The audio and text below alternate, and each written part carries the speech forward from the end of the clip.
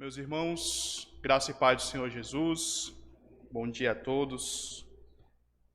Alegria de estar mais uma vez aqui com os irmãos para dar continuidade no nosso estudo. Eu gostaria de convidar os irmãos nesse momento a abrir as vossas Bíblias no livro de Hebreus, capítulo 10.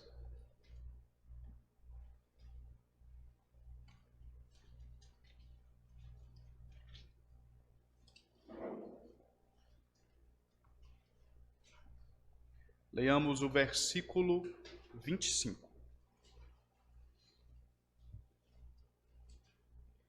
Hebreus 10, 25 diz assim a palavra do Senhor: Não deixemos de congregar-nos, como é costume de alguns.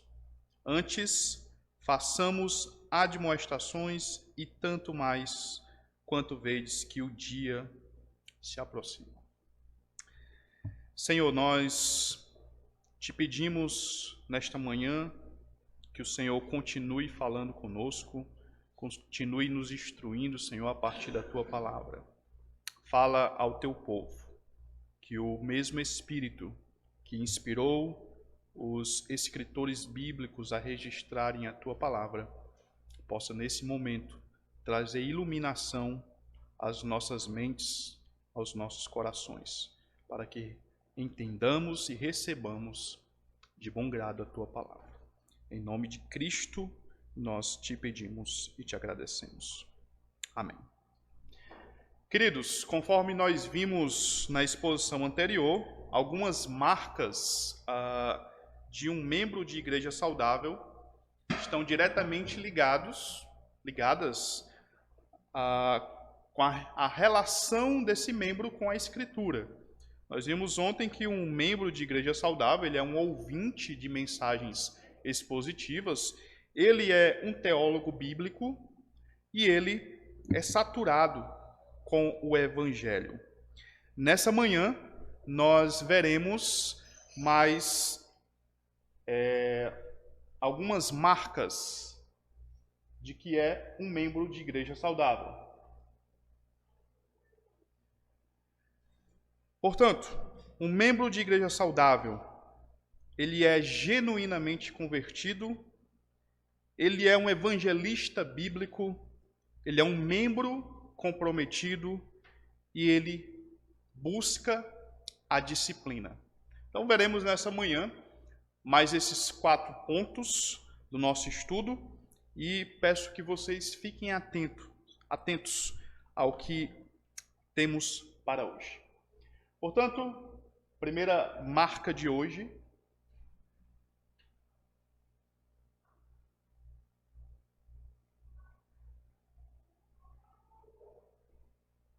vamos ver se passa, né?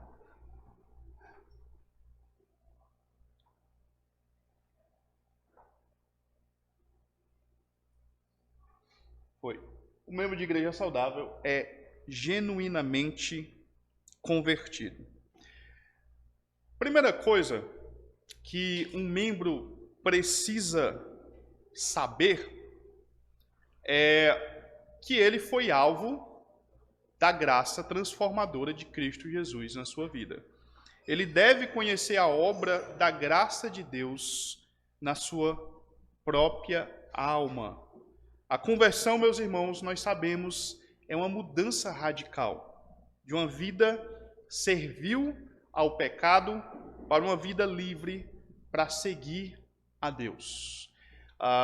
Se muitas vezes nós estamos buscando milagres para a nossa vida, nós precisamos lembrar que o maior milagre é a conversão. O mesmo poder de Deus para ressuscitar a Cristo é o poder para regenerar um pecador. É o mesmo poder para levantar dos mortos. Esse poder é o poder que age em nossas vidas no momento em que nós somos regenerados, no momento que nós somos feitos nova criatura. A conversão, portanto, nós sabemos, é uma mudança dramática operada pelo Espírito Santo em nossas vidas. Não é algo que nós mesmos podemos produzir. Na conversão, o Espírito de Deus, então, outorga duas graças gêmeas, o arrependimento e a fé, para que os pecadores, então, se voltem para Deus. Portanto, meus irmãos, ser convertido é ter uma genuína convicção do pecado e de que somente em Cristo nós podemos achar descanso para as nossas almas. Então, isso deve ser uma marca fundamental de um membro de igreja saudável. Ele ter essa convicção de que ele realmente é convertido, realmente é crente. Nós, então, precisamos conhecer a nossa própria alma. Precisamos perguntar para nós mesmos se nós, de fato, recebemos essa mudança em nosso coração operada pela graça de Deus. E a palavra de Deus, ela nos insta a fazermos isso. Abra comigo em 2 Coríntios.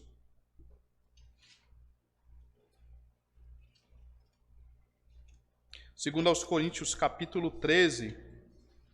Veja o que o santo apóstolo diz para aquela igreja, que nós podemos aplicar a nós também.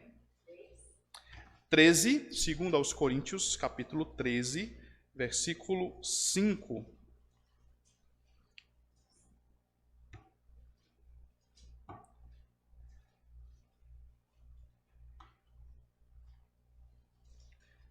Examinai-vos a vós mesmos, se realmente estáis na fé.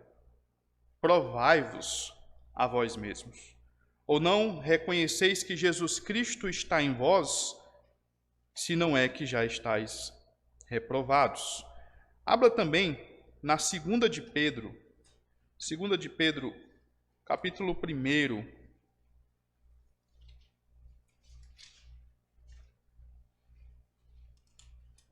2 de Pedro 1, versículos 10 e 11.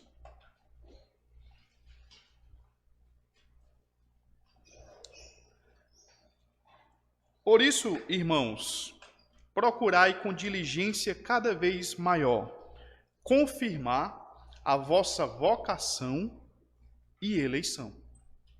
Porquanto, procedendo assim, não tropeçareis em tempo algum, pois desta maneira é que vos será amplamente suprida a entrada no reino eterno de nosso Senhor e Salvador, Jesus Cristo. Portanto, nós precisamos buscar a confirmação tanto do nosso chamado, da nossa vocação, quanto da nossa eleição. Isso é um mandamento bíblico. Precisamos procurar com diligência confirmar essas coisas em nossas vidas. Nós precisamos nos questionar todos os dias. Nós estamos crescendo na graça e no conhecimento do Senhor Jesus? Nós estamos manifestando o fruto do Espírito? Nós estamos colocando em prática os princípios ensinados por Cristo no Sermão do Monte? Então, todas essas coisas precisam fazer parte da nossa avaliação para sabermos se somos realmente convertidos. E eu gostaria de chamar a atenção dos irmãos para o teste de 1 João. A primeira epístola de João vai nos trazer alguns critérios para saber se nós realmente somos ou não convertidos. Primeiro deles, nós andamos na luz ou nas trevas? 1 João, capítulo 1, versículos 6 e 7. Se dissermos que mantemos comunhão com Ele e andarmos nas trevas, mentimos e não praticamos a verdade. Se, porém, andarmos na luz, como ele está na luz, mantemos comunhão uns com os outros, e o sangue de Jesus, seu Filho, nos purifica de todo pecado. Então, o cristão genuinamente convertido, ele reconhece o seu pecado, ele deixa o pecado, ele não anda em trevas. Eles se entristecem quando pecam e não permanecem na prática do pecado. Queridos, segundo teste, amamos a Deus, o Pai? Você já está em 1 João, abra no capítulo 2, versículo 15. Não ameis o mundo, nem as coisas que há no mundo. Se alguém amar o mundo, o amor do Pai não está nele. Porque tudo que há no mundo, a concupiscência da carne, a concupiscência dos olhos, a soberba da vida, não procede do Pai, mas procede do mundo. Portanto, o amor a Deus é um teste de conversão genuína. E veja, o amor a Deus, quando se fala aqui, é o que nós chamamos do amor expulsivo. Ele faz com que os outros amores, as demais coisas, sejam retiradas da nossa vida, né? Como o apóstolo fala aqui, a concupiscência da carne, a concupiscência dos olhos, a soberba da vida não encontram lugar quando de fato amamos ao Pai verdadeiramente, né? O amor dele não pode ser dividido com outras coisas. Um outro teste é saber, nós amamos os outros cristãos? 1 João, capítulo 5, versículo 1. Todo aquele que crê que Jesus é o Cristo é nascido de Deus. E todo aquele que ama ao que o gerou, também ama ao que dele é nascido.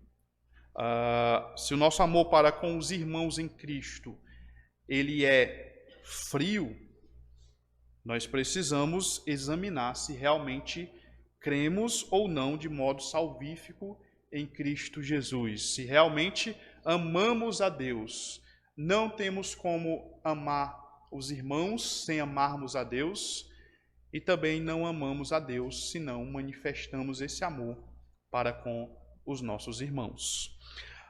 Um outro teste. Temos o testemunho do Espírito de Deus, 1 João 3, 24. E aquele que guarda os seus mandamentos permanece em Deus, e Deus nele. E nisto conhecemos que ele permanece em nós, veja, pelo Espírito que nos deu. Nós podemos também abrir em Romanos, capítulo 8. Romanos, capítulo 8. Abra a palavra do Senhor. Veja aí. Romanos 8, versículo 16. O próprio Espírito testifica com o nosso Espírito que somos filhos de Deus. Queridos, quando nós somos verdadeiramente convertidos, nós recebemos o Espírito de Deus e ele testifica para nós que nós somos realmente filhos de Deus. Volte para 1 João, capítulo 4.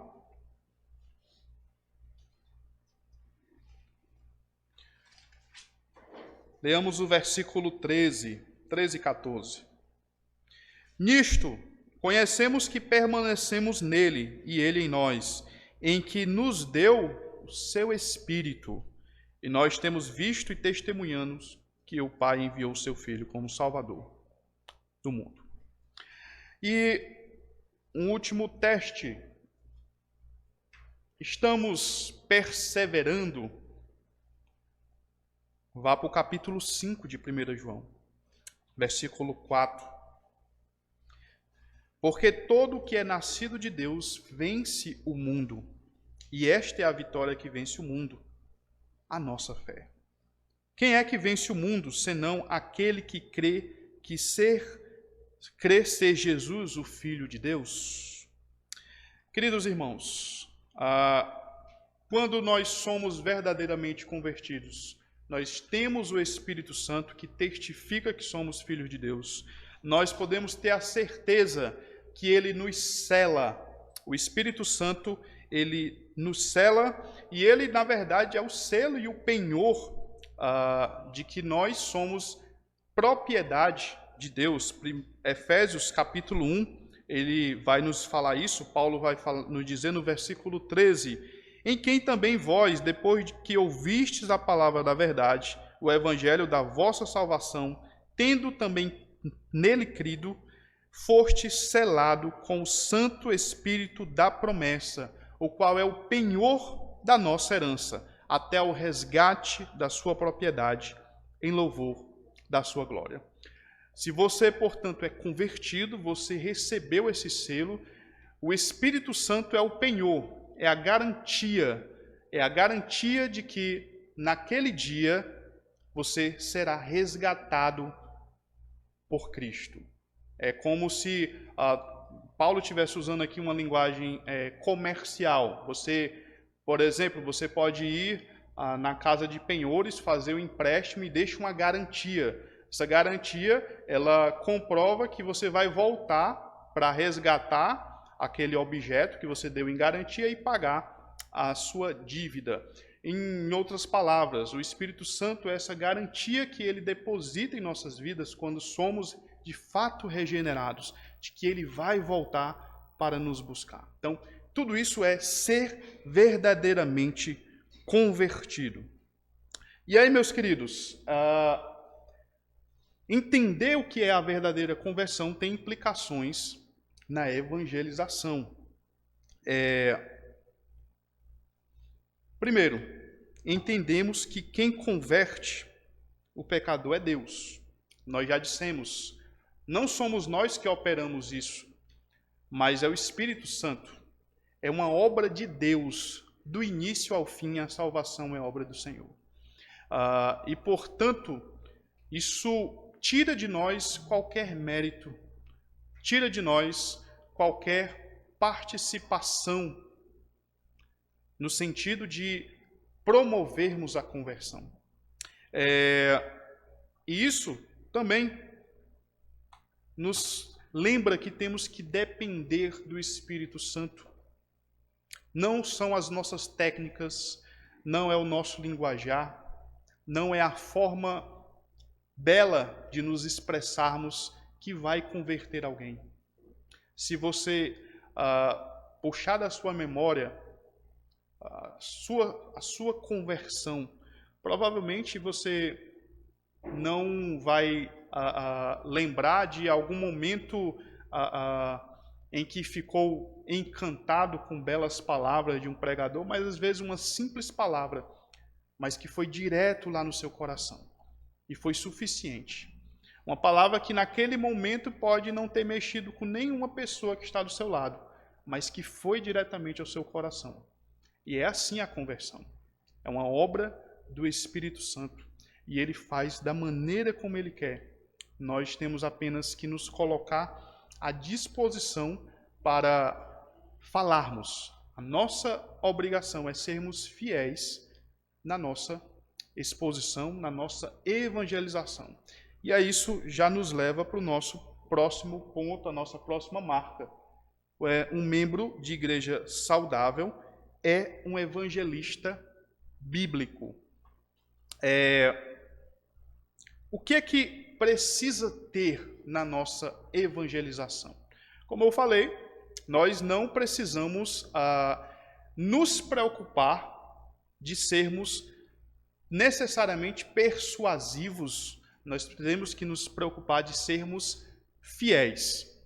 Sermos fiéis e apresentar aquilo que é indispensável, as verdades fundamentais. Que verdades são essas? Primeiro, Deus é santo. Ele criou todas as coisas e é um Deus santo. O homem pecou E como Deus é santo, um julgamento é devido em virtude desse pecado. Nós temos a necessidade de sermos transformados, mas nós não podemos operar isso por nós mesmos. De fato, somente Jesus, ele provê a justiça que nós necessitamos, a fim de que os nossos pecados sejam expiados e a ira de Deus seja afastada. E a justiça perfeita de Deus, desse Deus Santo, seja satisfeita. Daí a necessidade do homem arrepender-se e apresentar frutos dignos de arrependimento. Essa é a mensagem. Nós precisamos ser fiéis em expressar isso. Quem produz a obra da conversão é o Espírito Santo. Então, precisamos desse entendimento bíblico da evangelização. A evangelização, ela precisa ter um conteúdo específico. Qual é o conteúdo específico? Nós já até sintetizamos aqui. Nós precisamos apresentar a verdade sobre o caráter de Deus, quem é o homem, o que é o pecado, quem é Jesus, o que ele fez em relação ao pecado e como nós devemos responder ao que ele fez. Esse conteúdo não pode faltar na nossa evangelização. Nós também temos que apresentar a exclusividade de Cristo. A noção de que Cristo é o único caminho, o que exclui todos os outros. Cristo não é apenas mais um caminho. Nós não podemos dizer que, olha, você é uma pessoa boa, só falta Jesus na sua vida, né? Como se Jesus fosse a cereja de bolo ali só para dar o toque final. Não. Cristo é tudo que o homem precisa e nada mais, nada menos do que Cristo. Nós não podemos deixar com que as pessoas achem que Cristo é apenas mais uma opção dentre tantas que são ofertadas aí no cardápio das religiões, né? E nós temos que exortar ao arrependimento e à fé. Não podemos nos esquecer que a nossa mensagem tem que ser como a mensagem de Jesus. Arrependa-se e creia no Evangelho. A mensagem de João Batista. Arrependa-se. Arrependimento é necessário. Convicção de pecado e arrependimento. Sabemos que tudo isso é promovido por obra do Espírito Santo, que nos outorga a fé. Então, fazendo a obra de um evangelista, o que um membro de igreja precisa ter em mente quando ele evangeliza? E aqui eu trago alguns pontos que o Mark Dever, ele nos ensina aqui. Primeiro, nós temos que dizer que as pessoas precisam arrepender-se e crerem e elas serão salvas. Mas isso tem um custo, o custo do discipulado. Nós precisamos dizer às pessoas com urgência que se elas se arrependerem e crerem, elas serão salvas. Mas isso tem que ser feito agora. Há um senso de urgência na nossa evangelização.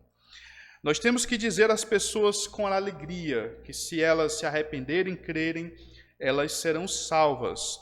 E que isso, embora seja difícil, mas vale a pena. Nós temos que usar a Bíblia, não usar a psicologia, não usar qualquer outra técnica na nossa evangelização. Nós precisamos ter em mente, nós precisamos ter a compreensão que a vida dos cristãos individuais e da igreja como um todo são parte central da evangelização. Ambos, igreja e cristão individual, devem dar credibilidade ao evangelho que proclamamos. E por último, devemos lembrar-nos de orar. Não podemos nos lançar na tarefa de evangelização sem orar, sem falar com o Senhor que pode todas as coisas, sem entregar nas mãos dele todo o nosso trabalho. Os resultados são com ele. Nós precisamos apenas apresentar o evangelho de forma fiel. Os resultados são com ele. E precisamos abandonar a linguagem do decisionismo. Isso é muito comum nas igrejas, essa ênfase na decisão do pecador, né? Você só precisa crer. Ore para receber Jesus. Convide Jesus a entrar no seu coração. Essa linguagem, ela pode mascarar convertidos, falsos convertidos. A pessoa achar que se converteu simplesmente porque ela foi na frente e disse que queria Jesus. Não, mas eu já fiz a minha decisão por Cristo. E muitas vezes não apresentar uma vida com frutos de arrependimento. Nós temos que abandonar essa linguagem e usar a linguagem mais rigorosa da conversão. Renda-se ao senhorio de Cristo, abandone o pecado, aceite o perdão comprado mediante a morte de Jesus Cristo. Precisamos, portanto, meus irmãos, nos libertar das técnicas e sermos fiéis à mensagem. Trago aqui uma citação de J.I. Packer. Na evangelização, somos impotentes. Dependemos inteiramente de Deus para tornar o nosso testemunho eficaz. É exclusivamente graças ao fato de Deus ser capaz de dar aos homens um novo coração que podemos ter esperança de que os pecadores nascerão de novo por meio da nossa pregação do Evangelho. Isso nos deve levar à oração. Então, a nossa participação na evangelização, ela é muito pequena. Temos que ter consciência disso. Nós apenas apresentamos de forma fiel. Os resultados é com Deus.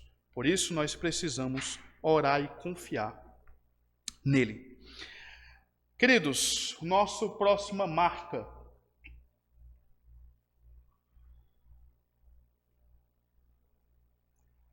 Um membro de igreja saudável é um membro comprometido. Ser membro de igreja saudável é uma ideia bíblica. Nós precisamos nos perguntar: existe realmente essa história de ser membro de igreja? Isso é necessário mesmo? Tem como a gente provar biblicamente que nós precisamos fazer parte da membresia de uma igreja? Sim, meus irmãos, a Escritura nos dá bons indicadores de que nós devemos fazer parte de uma igreja. Como nós podemos saber disso? Nas passagens em que ela fala sobre liderança eclesiástica. Há muitas passagens, né? As epístolas pastorais, por exemplo, 1 Timóteo 3, Paulo vai dizer: fiel é a palavra, se alguém aspira ao episcopado, excelente obra almeja. É necessário, portanto, que o bispo seja repreensível, esposo de uma mulher, temperante, sóbrio, modesto, hospitaleiro, apto para ensinar, não dado ao vinho, não violento, porém cordato, inimigo de contendas, não avarento, que governe bem a própria casa, criando os filhos sobre disciplina com todo respeito. Pois, se alguém não sabe governar a própria casa, como cuidará da igreja de Deus? Se existem instruções para um líder governar bem a igreja, é porque existe igreja, existem liderados para ele governar. Outras passagens, Tito, capítulo 1, Paulo vai dizer a Tito, no versículo 5, por esta causa te deixei em Creta, para que pusesses em ordem as coisas restantes, bem como em cada cidade constituísses presbíteros, conforme te prescrevi. E ele vai dar, então, as qualificações de um presbítero. E Hebreus 13, abra em Hebreus 13, versículo 17.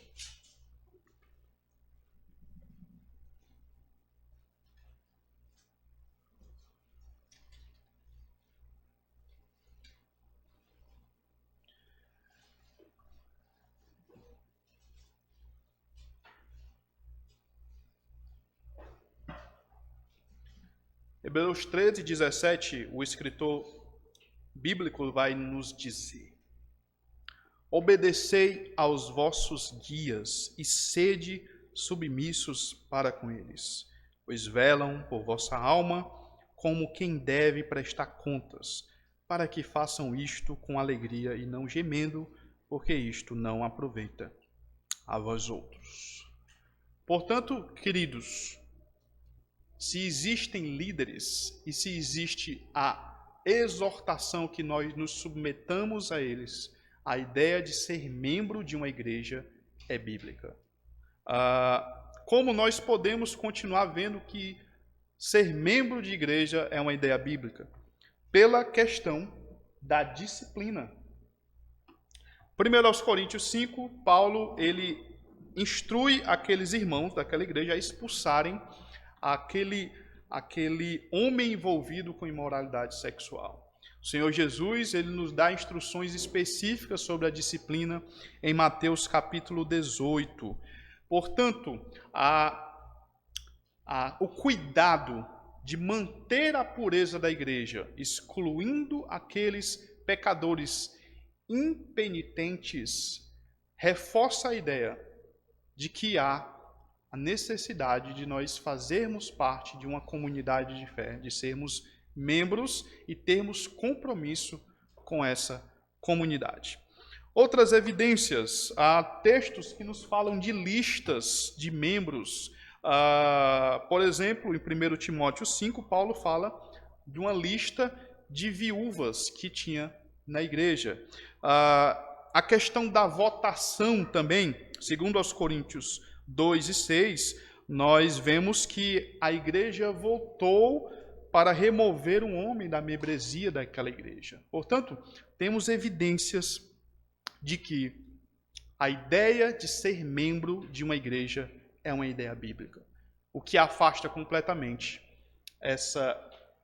esse movimento dos desigrejados que acreditam que é possível ser igreja sem estar submetidos a uma liderança, sem estar fazendo parte de uma instituição, sem estar prestando contas a alguém superior e aos irmãos também.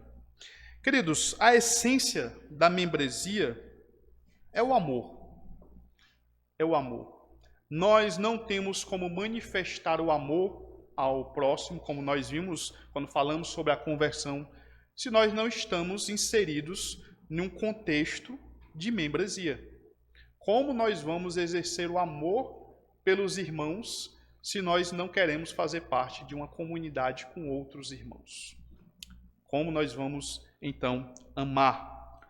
Cristo, ele diz lá em João 13, versículo 35, nisto conhecerão todos que sois os meus discípulos, se tiverdes amor uns pelos outros. Como nós seremos conhecidos como discípulos de Cristo se nós não fazemos parte de uma comunidade para amarmos de forma mútua os irmãos? Então, a marca distintiva do discipulado é o amor semelhante ao que Cristo manifestou pelos seus discípulos. Meus irmãos, o que é então um membro comprometido, um membro de igreja comprometido? O que é que caracteriza esse membro de igreja comprometido? Então, algumas características nós precisamos atentar. Primeiro, ele frequenta regularmente a igreja. Nós lemos no início dessa exposição Hebreus, capítulo 10, versículo 25. Leamos também o versículo 24, Hebreus 10.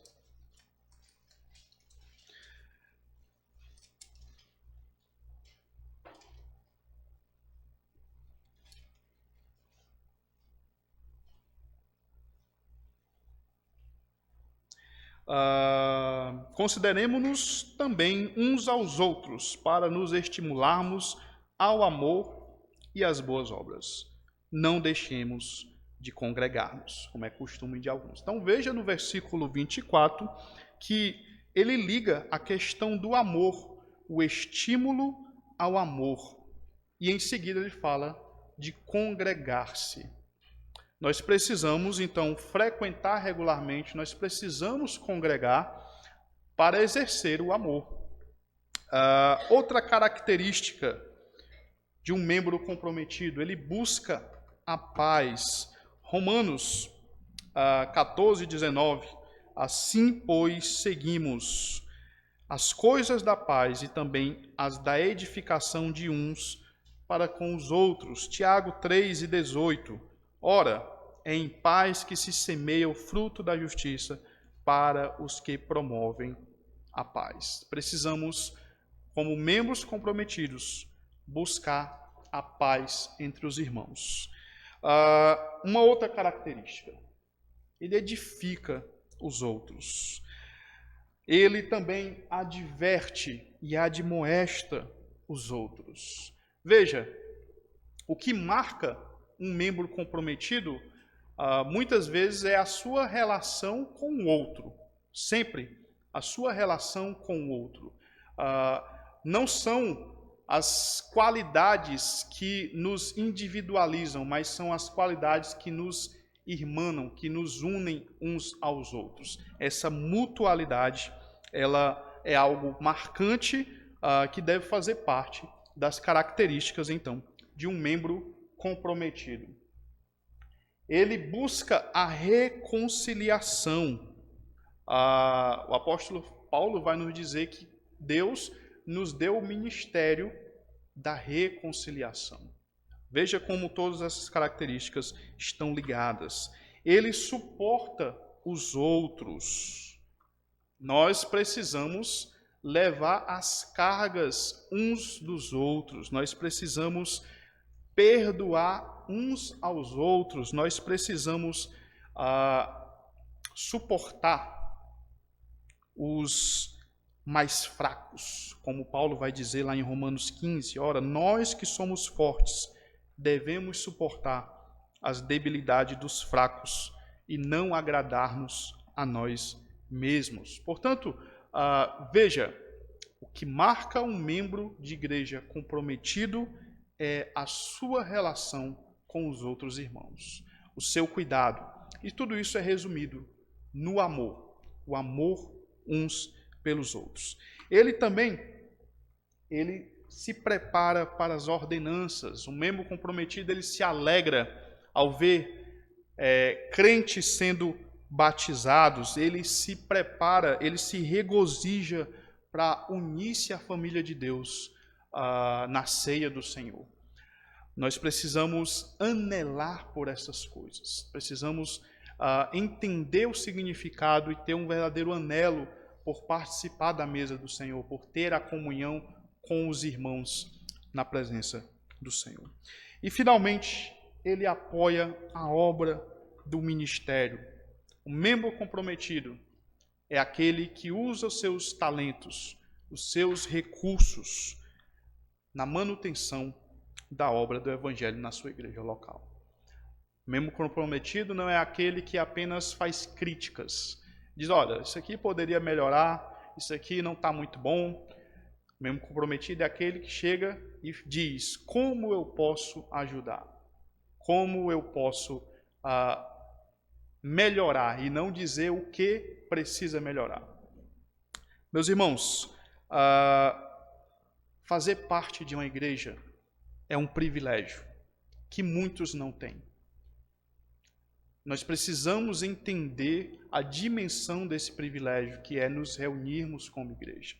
Eu trago aqui a citação de Dietrich Bonhoeffer. Ele diz o seguinte: é pela graça de Deus que uma congregação tem permissão de reunir-se visivelmente neste mundo, a fim de compartilhar a palavra de Deus e as ordenanças. Nem todos os cristãos desfrutam dessa bênção. Os aprisionados, os enfermos, os dispersos, os proclamadores do evangelho em terras pagãs permanecem sozinhos. Portanto, aquele que tem o privilégio de viver a vida cristã em comunhão com os outros, louve a graça de Deus do profundo de seu coração. Entenda o grande privilégio que você tem de poder se reunir com seus irmãos, de ser, de fato, um membro comprometido. Queridos, vamos à última marca dessa manhã. Um membro de igreja saudável, ele busca a disciplina. E o que é a disciplina? Veja, disciplina tem a mesma raiz da palavra discípulo, que estão intimamente ligados à ideia de educação e ordem. Não podemos pensar na disciplina meramente a disciplina corretiva. Nós temos que entender que disciplina está relacionado à educação, à ordem. A igreja é um lugar de ordem.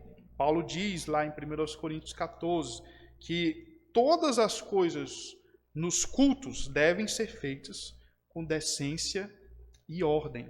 Portanto, a disciplina, ela está atrelada à vida cristã, à vida de igreja. Jay Adams, ele traz uma citação muito interessante. Ele diz assim: quando somos batizados na igreja, nos matriculamos na escola de Cristo. Em seguida, durante todo o resto de nossa vida terrena, devemos ser ensinados, não somente a respeito de fatos, mas também a obedecer aos mandamentos de Cristo. Isso é educação consistente, educação apoiada pela disciplina da boa ordem, que é necessária para que aconteça o aprendizado. Então, quando você entra na vida da igreja, você está matriculado na escola de Cristo, que tem regrinhas, que tem a ordem, que deve ser levada adiante sob ordem, sobre disciplina. Então, meus irmãos, como é, então, a vida de disciplina de um membro de igreja saudável? Então, duas formas, né?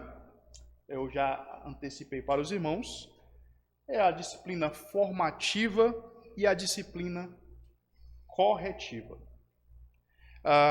Abra comigo na segunda epístola de Paulo ao Timóteo,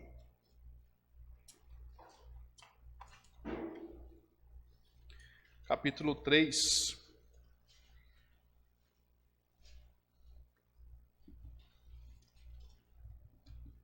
Versículo 16.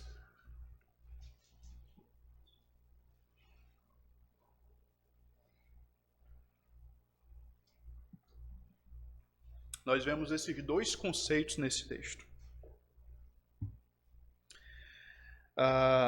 Versículo 16 e 17. Toda a Escritura é inspirada por Deus e útil para o ensino, para a repreensão, para a correção, para a educação na justiça, a fim de que o homem de Deus seja perfeito e perfeitamente habilitado para toda boa obra.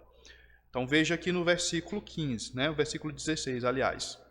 Ela é útil para o ensino e no finalzinho, educação na justiça. Nós temos aqui a disciplina formativa, educação e ensino. E nós também temos a disciplina corretiva, para a repreensão e para a correção. Então, Ambas as coisas precisam estar presentes na vida da igreja. A maior parte da disciplina é a disciplina positiva, é a disciplina formativa. Nós estamos aqui crescendo, sendo educados pela palavra de Deus toda semana, todos os dias. Também na nossa devoção pessoal, nós somos moldados, nós somos então condicionados pela palavra de Deus todos os dias. Isso é disciplina também, a disciplina formativa, educativa. Nós estamos sendo educados para nos assemelharmos cada vez mais a Cristo, a imagem de Cristo sendo formada em nós pelo poder da palavra. Mas, de vez em quando, será necessário também a disciplina corretiva. Algum irmão ou alguma irmã poderá incorrer em pecado e necessitará da correção necessária aí para que o bem-estar da igreja seja promovido. A disciplina bíblica é uma das marcas de uma igreja saudável. Eu acredito que o pastor Angelim deve ter falado isso com os irmãos.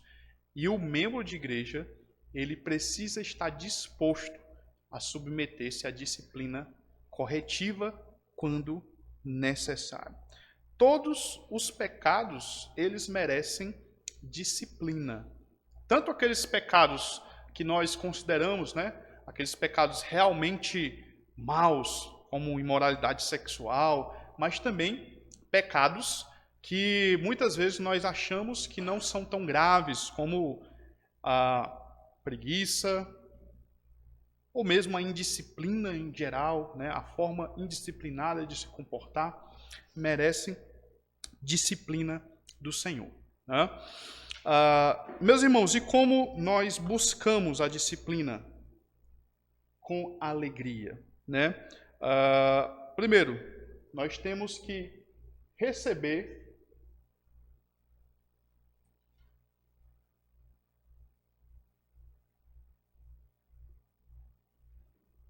a palavra de Deus com mansidão.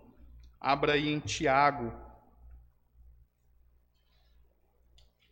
capítulo 1.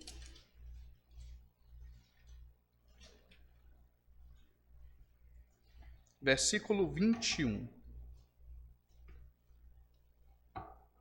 Portanto, despojando-vos de toda impureza e acúmulo de maldade, acolhei com mansidão a palavra em vós implantada, a qual é poderosa para salvar a vossa alma.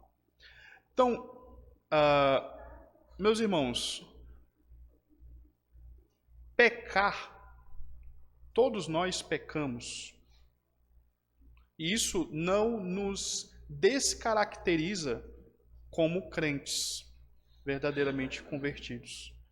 Agora, pecar e não aceitar a disciplina, aí é um problema. Aí isso evidencia que a pessoa de fato não é convertida. Nós precisamos nos submeter à palavra com mansidão, receber a palavra com mansidão. Quando está errado, dizer, de fato, pequei, estou arrependido, me submeto à disciplina do Senhor. Nós precisamos reconhecer que a disciplina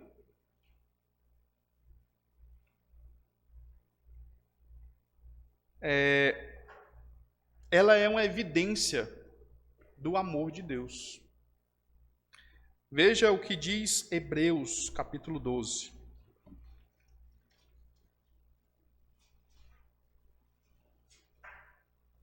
Versículo 4.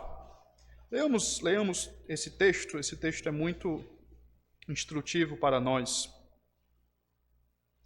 Ora, a partir do versículo 4. Na vossa luta contra o pecado, ainda não tendes resistido até o sangue e estáis esquecidos da exortação que, como a filhos, discorre convosco. Filho meu, não menosprezes a correção que vem do Senhor, nem desmais quando por ele és reprovado. Porque o Senhor corrige a quem ama e açoita a todo filho a quem recebe. É para a disciplina que perseverais. Deus vos trata como filhos, pois que filho há que o pai não corrige? Mas se estáis sem correção, de que todos se têm tornado participantes, logo sois bastardos e não filhos. Além disso, tínhamos os nossos pais, segundo a carne, que nos corrigiam e os respeitávamos. Não havemos de estar em muito maior submissão ao Pai espiritual e então viveremos? Pois eles nos corrigiam por pouco tempo, segundo melhor lhes parecia. Deus, porém, nos disciplina para aproveitamento, a fim de sermos participantes da sua santidade. Toda disciplina, com efeito, no momento, não parece ser motivo de alegria, mas de tristeza. Ao depois, entretanto, produz fruto pacífico aos que têm sido por ela exercitados, fruto de justiça. Queridos, só é disciplinado quem é amado por Deus. Disciplina é evidência do amor de Deus pelos seus filhos. Se você é filho de Deus, você se submete à disciplina e entende que isso é o amor dele por você, pela sua vida. Quem não é disciplinado é porque é bastardo, não filho. Uma das formas de Deus exercer o seu juízo é permitir que o homem siga o curso dos seus pecados, sem nenhuma repreensão, sem nenhuma correção. Meus irmãos, como buscamos a disciplina com alegria? Aceitando humildemente a correção da parte dos outros, da parte dos irmãos mais experientes. Provérbios 27, versículo 5. Melhor é a repreensão franca do que o amor encoberto. Leais são as feridas feitas pelo que ama, porém os beijos de quem odeia são enganosos. Precisamos receber dos nossos irmãos mais experientes a repreensão quando necessário. Vivemos em comunidade. Precisamos exortar uns aos outros, e isso nos leva à nossa próxima forma de como buscar a disciplina com alegria, que é não apenas receber a exortação quando necessária, mas também estar prontos a assumir a responsabilidade de disciplinar os outros. Disciplinar nos outros no sentido de falar com amor, ajudar os irmãos a saírem do erro, né? A reconhecerem o erro e corrigirem sua conduta. Nós temos que assumir essa responsabilidade também. Não é ser o justiceiro da igreja, não é ser muito menos o fofoqueiro, né? Mas com amor mesmo. Meu irmão, esse caminho não é bom para você. Você precisa se arrepender. Você precisa corrigir o curso da sua vida cristã. Isso faz parte também da nossa responsabilidade como membro de igreja. E não podemos nos esquecer de regozijarmos nisso. É o último ponto que não está indo. Foi agora. Como membros de igreja que se esforçam para fortalecer nossas igrejas locais, nós podemos participar do processo de disciplina com alegria e fé. Precisamos, como lemos lá em Hebreus 12, entender que, embora no primeiro momento isso nos traga tristeza, a disciplina no primeiro momento ela traz tristeza, mas o fruto que se produz disso é um fruto de justiça. E nós devemos nos alegrar com isso. Nós devemos agradecer ao Senhor pela sua disciplina sobre nossas vidas. Meus irmãos, Concluindo, nós vimos nessa manhã mais 4 marcas que caracterizam um membro de igreja saudável. Primeiramente, é absolutamente essencial que nós nos examinemos a nós mesmos para saber se realmente estamos na fé, se realmente somos convertidos. Esse exame só será frutífero se nós olharmos para os padrões da palavra de Deus e confrontarmos a nossa vida, submetermos a nossa vida ao crivo da palavra de Deus, para verificarmos se realmente estamos na fé, para confirmarmos a nossa vocação e a nossa eleição. Nós precisamos também, como membros de igreja saudável, entender a obra de um evangelista bíblico. Nós precisamos, como eu falei ontem, olhar para o texto de Romanos 1,16 e nos apropriarmos disso. O evangelho é o poder de Deus para a salvação de todo homem. Nós só seremos evangelistas bíblicos, evangelistas fiéis, se nós depositarmos a nossa confiança no poder que há no evangelho, não nas nossas palavras de sabedoria, nas nossas palavras persuasivas, não necessariamente no nosso exemplo de vida, no nosso testemunho, mas no poder do evangelho. Sermos fiéis e apresentar o evangelho tal como ele é, confiando que a conversão é obra de Deus. Nós precisamos, como membros de igreja saudável, sermos comprometidos com a igreja. Nós devemos entender que a igreja é o corpo de Cristo. A igreja é a noiva de Cristo. Não tem como você amar o noivo e rejeitar a noiva. Precisamos amar a igreja, precisamos nos comprometer com a igreja. Nós precisamos entender que desfrutamos das bênçãos do Senhor coletivamente, quando estamos aqui reunidos. É uma bênção do Senhor, é um privilégio estarmos aqui reunidos. E, meus irmãos, nós precisamos entender que é impossível os membros de igreja cuidarem eficiente uns dos outros se apenas algumas poucas pessoas têm a responsabilidade de corrigir, de instruir os irmãos. Todos nós precisamos abraçar a responsabilidade de estarmos aptos para admoestar, para corrigir, para também, quando necessário, trazer o consolo, enfim, a edificação mútua entre os irmãos. Precisamos estar comprometidos com a disciplina formativa, disciplina corretiva. Mas a igreja, ela move-se sob a disciplina.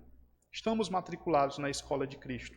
Temos que nos submeter e obedecer os padrões dessa escola para que a pureza seja preservada.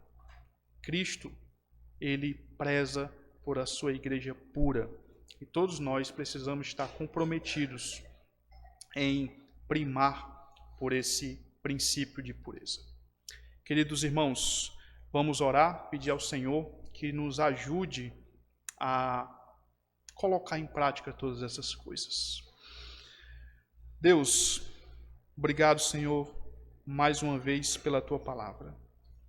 Queremos nos colocar diante de Ti, Senhor, como membros de igreja que querem ser mais comprometidos, ó Deus, com a Tua palavra, com a Tua obra, Senhor. Que cada uma dessas marcas seja uma realidade em nossas vidas.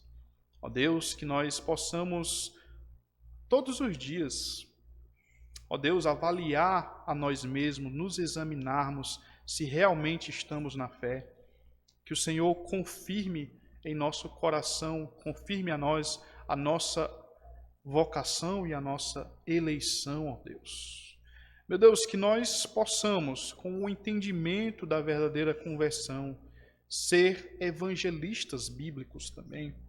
Não deixe, ó Pai, que nós negligenciemos essa tarefa de anunciar o Teu Evangelho a toda criatura, que possamos ser fiéis, ó Deus, confiarmos no poder que há no Evangelho, no poder que há na Tua Palavra para transformar a vida das pessoas, para transformar os corações, para regenerar pelo poder do Espírito Santo homens e mulheres que estão perdidos, que estão mortos nos seus delitos e pecados, assim como um dia Tu fizeste a nós.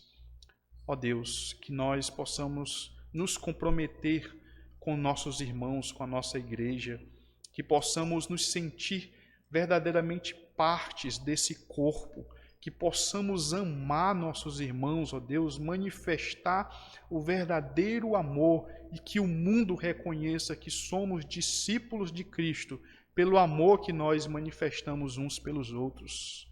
Ó Deus, e nos ajuda a nos submetermos à disciplina, Pai. Que possamos reconhecer os nossos pecados e corrigir, ó Deus, o curso de nossas vidas quando necessário. Que o Senhor traga arrependimento genuíno, ó Pai. Que nós nos arrependamos do nosso falso arrependimento, que muitas vezes nós achamos que temos. Possamos de fato, ó Deus, nos submeter à Tua Palavra, receber a Tua Palavra com alegria, com mansidão, ó Pai, para que ela produza em nós os frutos de justiça, Senhor. Possamos entender que o Senhor só disciplina, só corrige aqueles que o Senhor ama, e nós somos amados do Senhor. Muito obrigado, Pai, por tudo isso. Abençoa a Tua igreja, em nome de Cristo Jesus. Amém.